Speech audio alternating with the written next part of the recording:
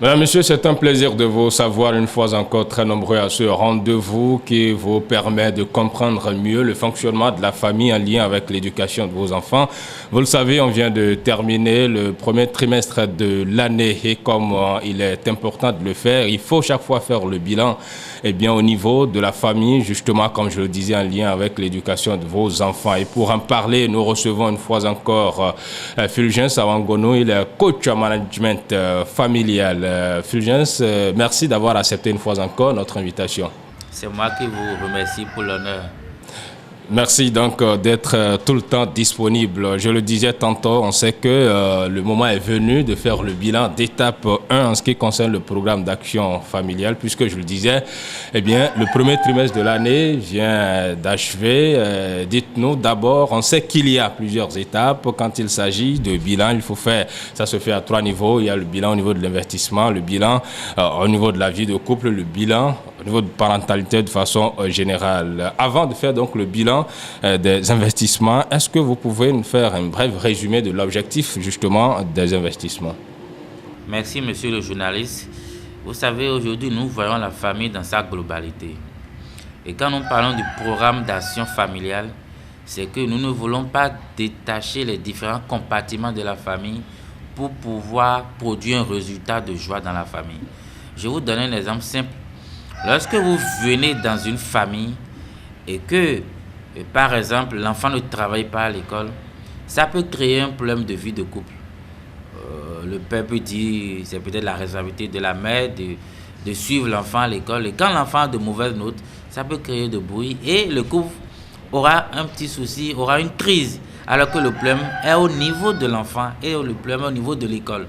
Et quand vous, spécialistes, vous venez et que vous êtes que spécialiste de vie de couple, vous ne voyez la crise que dans la vie, dans le compartiment de couple, alors qu'il fallait que l'enfant travaille à l'école pour que le couple reste dans la joie. La même chose, l'enfant qui a de mauvais comportements à l'école, ça peut être lié à la parentalité. Encore parfois, quand ça ne va pas dans la vie de couple, l'enfant peut aussi ne pas travailler à l'école. Vous voyez, donc la famille, tout est lié. Et pour avoir une vue globale et trouver des réponses qui pourront répondre aux aspirations de joie de la famille, nous avons insisté cette année au niveau de l'Académie de leadership et de management de la famille pour que chaque famille ait le programme d'action, ait son programme d'action. Donc le programme d'action familiale, PAF, c'est un programme qui crée les conditions de joie dans la famille. Et ces 3 compartiments, comme vous l'avez bien dit, c'est d'abord fixer les objectifs d'investissement, après fixer son objectif de vie de couple et puis fixer son objectif de la parentalité efficace. Alors, pour revenir, parce que vous savez, tout le monde n'a pas encore l'information, nous avons dit nous allons prendre 5 années pour sensibiliser les familles du Bénin, de l'Afrique et du monde sur la nécessité d'avoir un programme d'action familiale. Donc, c'est encore pour nous le moment de sensibiliser, ça va continuer. Quand bien même nous parlons de la nécessité de faire un bilan d'étape, nous allons parler brièvement, comme vous l'avez si bien demandé, ce que c'est que l'objectif des investissements. Vous savez, dans une famille, il est important quand même d'investir. Le Béninois finit toujours par acheter une maison, par avoir un terrain. Il est nécessaire d'avoir une moto, d'avoir une voiture. Alors, l'objectif des investissements, c'est quoi? C'est de se poser la question de savoir, tout au long de l'année 2022, puisqu'on est en 2022, de se demander dans quoi allons-nous investir. Et quand vous vous posez cette question, vous avez 3 réponses possibles. La toute première réponse, c'est de se demander, nous allons investir dans un bien matériel. Un bien matériel, c'est quoi? Nous avons un terrain, on décide cette année de construire notre maison. Nous n'avons pas le terrain, nous décidons d'en acheter. Nous n'avons pas une moto, nous décidons d'acheter une moto. Nous avons une moto, nous décidons d'acheter une voiture.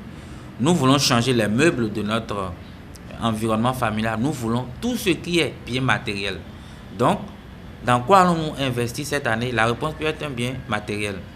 Mais vous savez, la vie n'est pas que matérielle. Quand nous nous posons comme objectif d'investissement, nous nous demandons dans quoi allons-nous investir. Ça peut bel et bien être un investissement intellectuel. J'avais dit tout à l'heure qu'on peut dire dans quoi allons-nous investir. Justement. Investissement matériel. Ça peut être un investissement intellectuel. Et je vous donne un exemple. votre enfant est en terminale, vous dites quand il aura le bac, nous voulons qu'il aille dans une université de prestige. Vous convenez avec moi que ce n'est pas le lendemain, la veille du bac, quand il aura le bac, que vous allez rapidement trouver les moyens pour... Tout se prépare, tout est un processus. Et puis si vous vous dites l'enfant va réussir, vous allez l'envoyer dans une université de prestige, on commence par prendre les dispositions pour rendre possible ce besoin d'investissement sur l'enfant. Il peut arriver que le mari ou que la femme, peut-être elle est dans l'administration, bien il est dans l'administration, il se dit, je suis rentré dans l'administration avec le bac, j'ai envie quand même de suivre d'autres formations pour augmenter mes revenus. Donc à ce niveau, quand je dis l'investissement intellectuel, papa ou maman peut encore décider d'aller à l'université pour apprendre, pour augmenter ses revenus. Mais il n'y a pas que papa et maman. Même si je donne un exemple simple, papa est un coiffeur. Il peut dire non, il y a d'autres tresses qui sont en vogue, je vais encore suivre des cours de perfectionnement pour être au top. Il est un mécanicien, il dit, on peut toujours fixer, mais même un dit d'investissement intellectuel, dit, je vais suivre encore des cours sur des formations pour améliorer ma qualité et m'adapter parce que les normes ont changé. Donc quand nous parlons investissement intellectuel, ne pensez pas que c'est ceux qui sont allés à l'école. Tout le monde dans sa profession peut décider de suivre des formations pour améliorer, pour avoir plus de revenus. Maintenant, la troisième chose, quand on se demande dans quoi allons-nous investir, on peut décider cette année de créer une autre source de revenus. C'est pourquoi nous disons un bien matériel, un bien intellectuel ou créer d'autres sources de revenus. C'est très important. Vous savez, la meilleure manière de faire de grandes choses, c'est de créer, d'avoir d'autres sources de revenus. Donc on peut dire, cette année, nous allons faire autre chose et avoir plus de moyens matériels pour subvenir à nos besoins. Alors donc, l'objectif des investissements revient d'abord à se poser cette question, dans quoi allons-nous investir? Et quand vous allez finir de vous poser cette question, chers parents, chers téléspectateurs, il faut se demander où allons-nous trouver les ressources? On a dit qu'on veut construire une maison, qu'on va acheter un terrain. Mais où allons-nous trouver les revenus? Soit on peut décider d'aller prêter l'argent à la banque, on peut décider d'épargner, et vous convenez avec moi que quand vous allez épargner, votre épargne peut vous permettre de réaliser votre objectif, comme ça peut vous permettre de réaliser votre objectif dans 2 ou 3 ans. Mais le plus important, c'est de démarrer. Donc, on peut épargner, comme on peut dire, on va prêter de l'argent, comme la troisième chose peut-être, on va créer autre source de revenus qui va nous générer des revenus supplémentaires et nous permettre d'acheter un terrain ou de construire une maison. Donc, il est important de se poser la question de savoir où allons-nous trouver les moyens pour réaliser notre objectif. Et quand vous vous posez cette question, la question qui suit, c'est quand est-ce que nous allons réaliser notre objectif? Parce que quand vous vous dites, nous allons construire une maison, nous allons acheter un terrain, c'est bon. Où allons-nous trouver les sources de revenus? Vous trouvez, mais il faut fixer un délai de réalisation. Et c'est ce délai que vous met une pression de réalisation. Vous pouvez le dire, on peut le faire en décembre, on peut faire 3 mois après, on peut faire 6 mois après, comme on peut le faire dans 5 ans, mais on anticipe et on commence aujourd'hui. Donc, l'objectif des investissements revient à se demander dans quoi allons-nous investir? L'acquisition d'un bien matériel, l'acquisition d'un bien intellectuel, ou l'acquisition ou bien la nécessité d'avoir une autre source de revenus. Où allons-nous trouver les moyens financiers et quand est-ce que nous allons réaliser? Donc ça, c'est ce que nous mettons dans l'objectif des investissements. Et c'est très important d'en avoir un pour quand même réaliser, investir dans quelque chose tout au long de l'année 2022. Voilà, c'est tout le processus là, comme vous l'avez dit, pour ces investissements au niveau familial. Donc c'est en même temps le bilan, en quelque sorte, que vous pouvez faire de ces réalisations-là au niveau familial. Alors, que savoir alors de l'objectif de la vie de couple? Mais avant cette question, si vous permettez, parce que au début, lorsque vous faisiez le résumé, vous avez insisté sur le comportement, bien entendu, d'un couple pour pouvoir influencer positivement le niveau, sinon la vie scolaire d'un enfant. Justement, cet aspect m'intéresse, même si ça reste un peu en déphasage avec le développement que vous êtes en train de faire. Mais comment le couple devrait-il alors se comporter justement pour ne pas influencer négativement la vie scolaire d'un enfant? Oui, vous savez, nous venons de faire... Juste brièvement, avant de revenir sur ce dont nous sommes en train de parler. Oui, nous venons de poser le titre des investissements.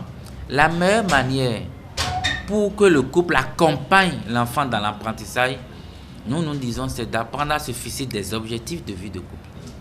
Vous voyez, nous fixons des objectifs professionnels, alors que nous disons que le bien-être familial est indispensable et une prédisposition pour avoir de meilleurs rendements professionnels. Lorsque ça va bien en famille, c'est une prédisposition majeure. Et vous savez, quand on dit la famille, c'est deux individus qui se mettent ensemble.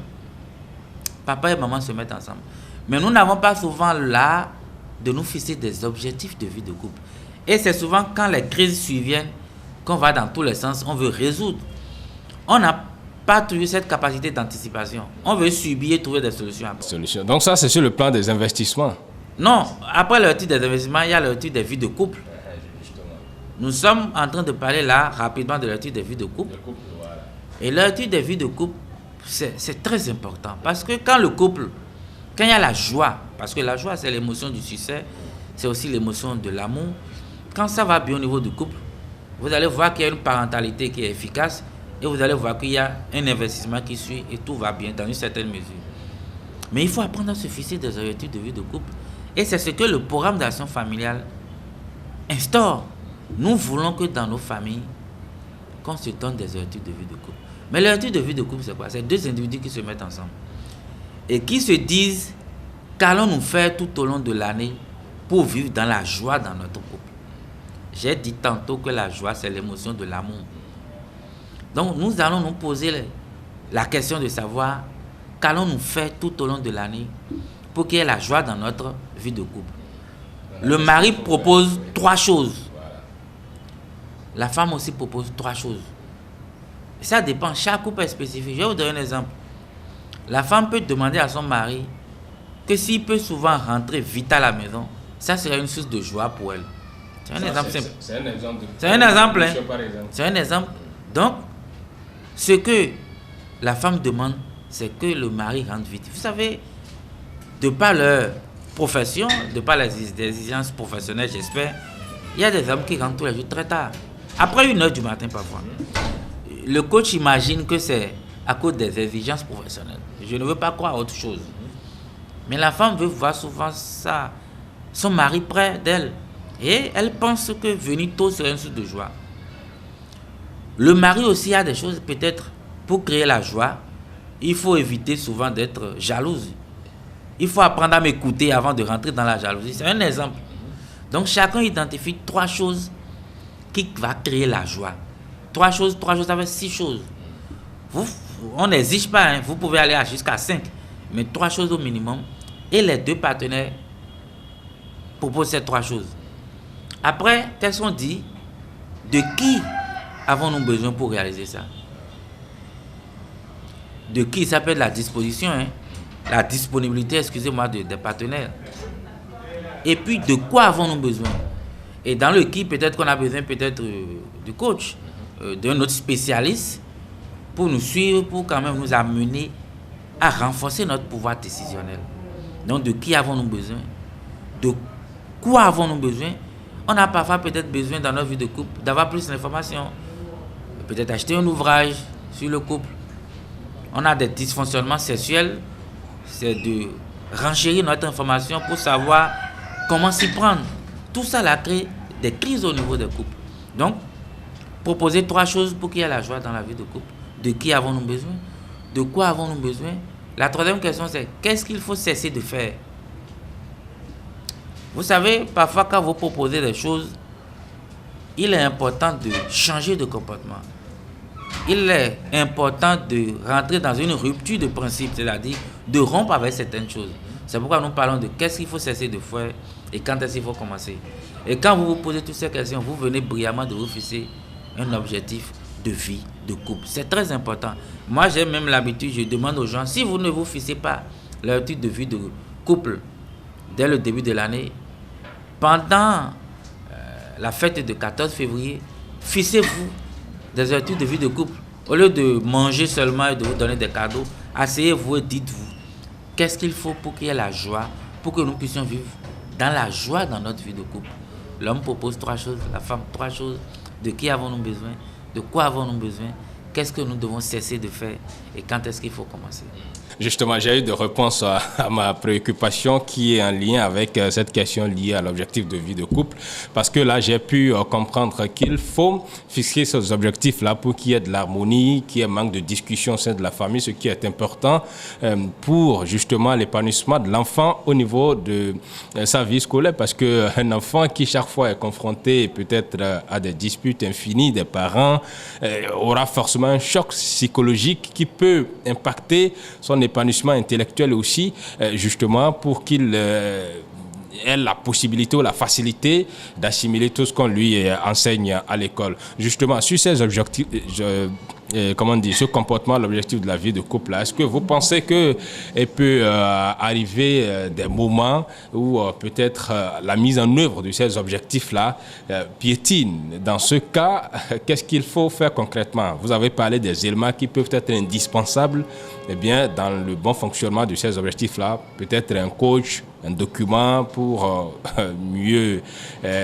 conduire cela. Mais quand, malgré la présence de tout ça, il y a de failles, est-ce qu'il y a d'autres possibilités, d'autres éléments auxquels il faut faire recours, ou bien quel devrait être le comportement de ce couple-là?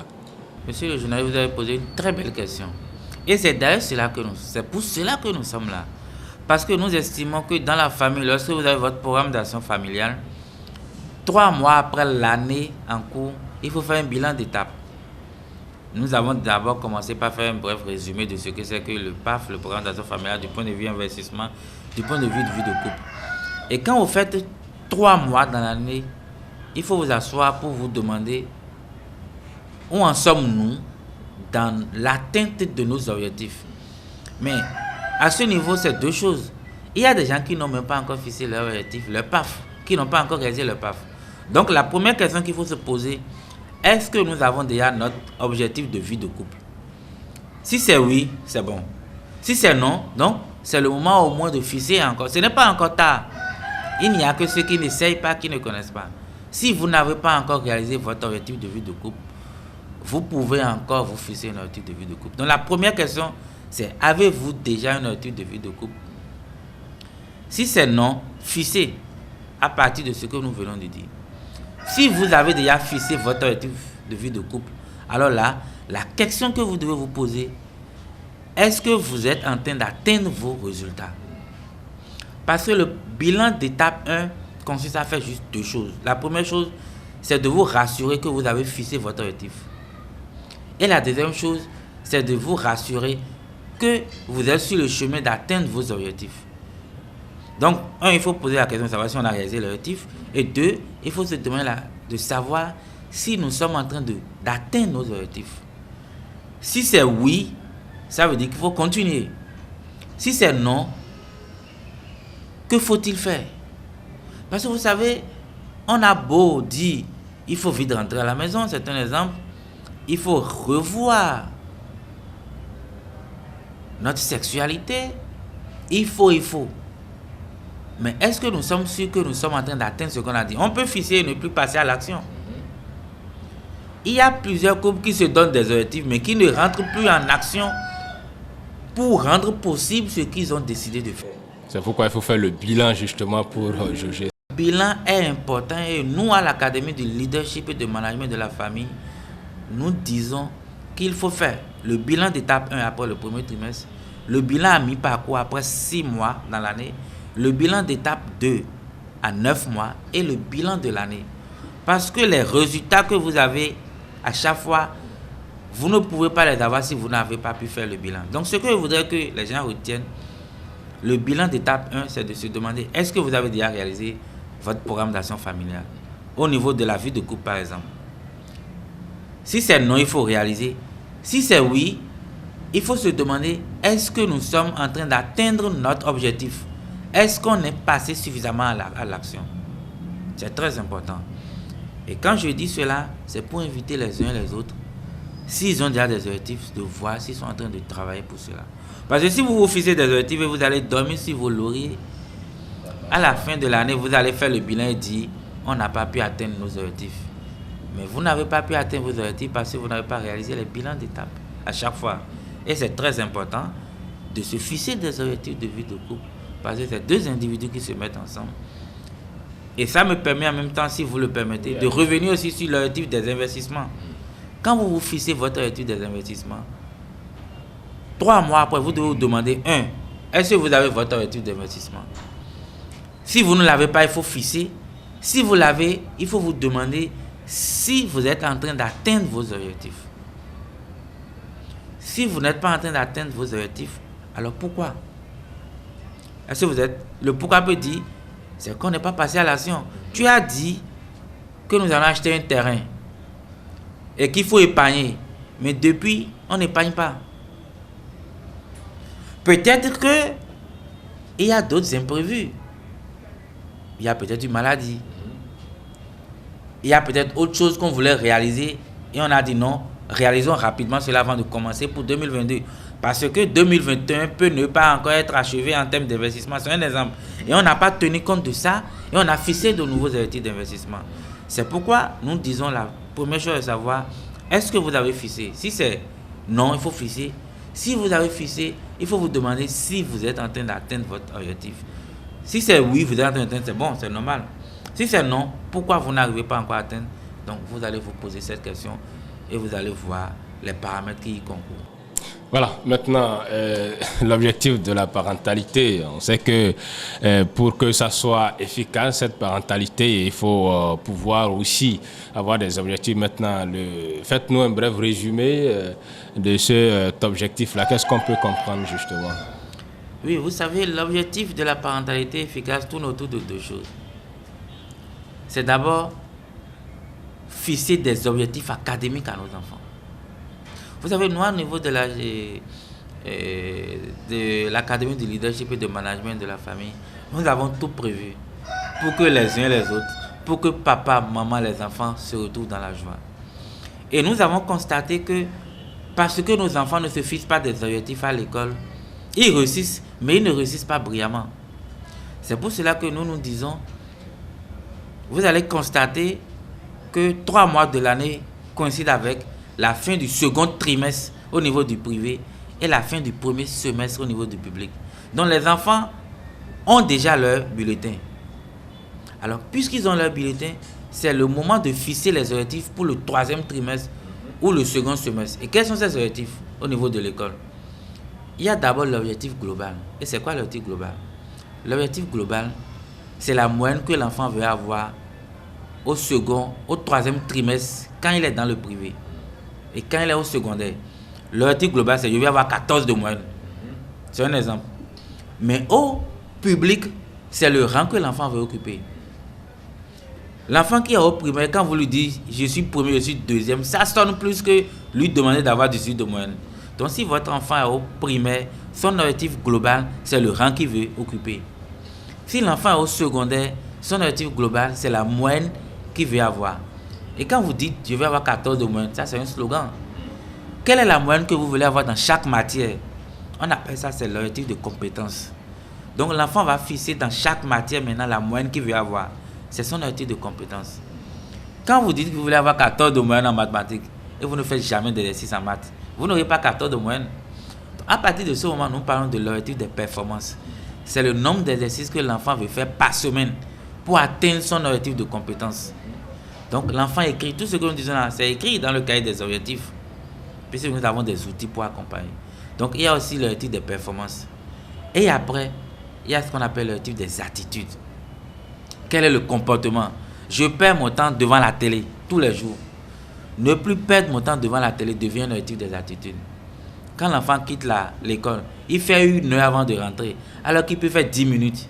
Ne plus perdre le temps sur le chemin de retour de l'école devient un objectif des attitudes. Donc, quand nous disons qu'il faut fixer des objectifs, c'est fixer l'objectif global, la moyenne, ou le rang qu'on veut occuper. C'est fixer la moyenne qu'on veut avoir dans chaque matière, l'objectif des compétences. C'est fixer le nombre d'exercices qu'on veut faire, l'objectif des performances. Et c'est avoir son objectif des attitudes. Et enfin, son programme de tous les jours qu'on rentre. Donc, nous voulons aussi que les enfants se fixent des objectifs. Voilà, on est pratiquement à moins de 5 minutes de la fin de cette émission. Mais dites-nous d'abord, après, c'est pour la parentalité efficace, il faut aussi faire le bilan. C'est-à-dire le bilan de ces objectifs de parentalité. Comment est-ce que cela se fait concrètement? Exactement. Vous savez, ce bilan est un peu facile à faire. Vous savez pourquoi? Parce que quand nous prenons la parentalité efficace et le point de vue scolaire, il y a déjà le bulletin de notes.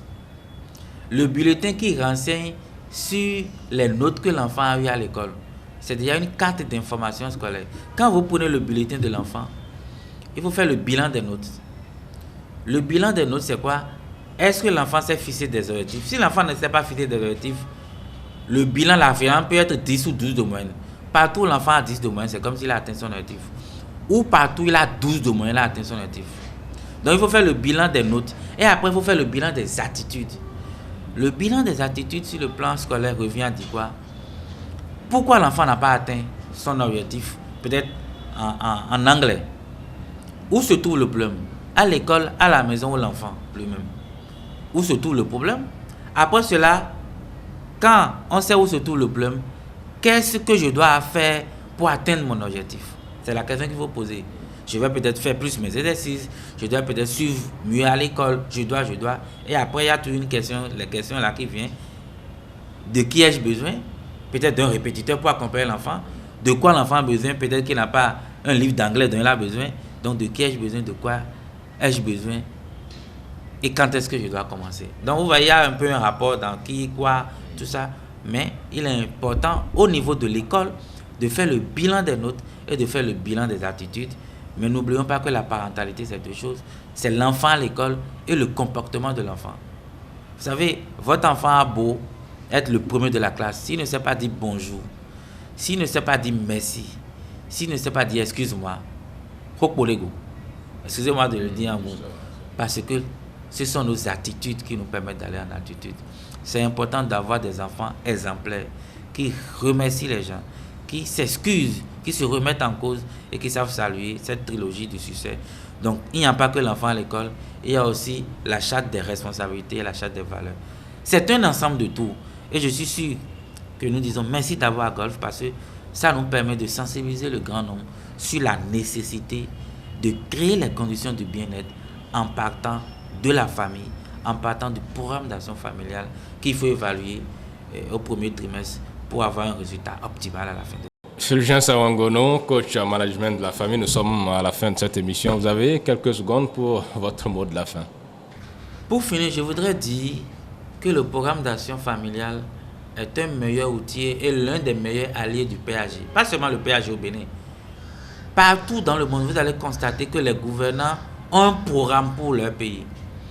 Mais parfois, on a des difficultés à les réaliser parce que chaque famille qui constitue le pays en miniature n'est pas en harmonie parce que nous n'avons pas aussi un programme dans nos familles. Nous n'avons pas aussi des objectifs à atteindre. Et tant que chaque famille n'aura pas des objectifs à atteindre, vous savez pourquoi? Dans chaque famille, il y a tout le ministère de la Santé, il y a le ministère de l'Éducation, il y a même le ministère des Infrastructures. C'est une manière de se mettre en harmonie avec ce qui se fait sur le plan global. J'invite toutes les familles béninoises et du monde, tous ceux qui vont nous suivre, à se donner des objectifs dans leur famille, à se donner un challenge, à se donner un but à atteindre. Parce que le meilleur rendement professionnel est dû à un bien-être familial. Merci à vous, Fulgence Sawangono, coach en management de la famille. Vous l'avez compris parfaitement, pour réussir sa vie familiale, sa vie de couple, il faut avoir une vision. Et cette vision doit se baser sur un programme bien établi, le programme d'action, en tout cas familiale, qui doit aussi respecter les conditions de bilan, parce qu'à chaque étape, il faut faire le bilan pour pouvoir évaluer ce que vous êtes en train de faire pour atteindre vos objectifs. En tout cas, merci à toutes et à tous de votre fidélité renouvelée à nos programmes et on se dit à très prochainement.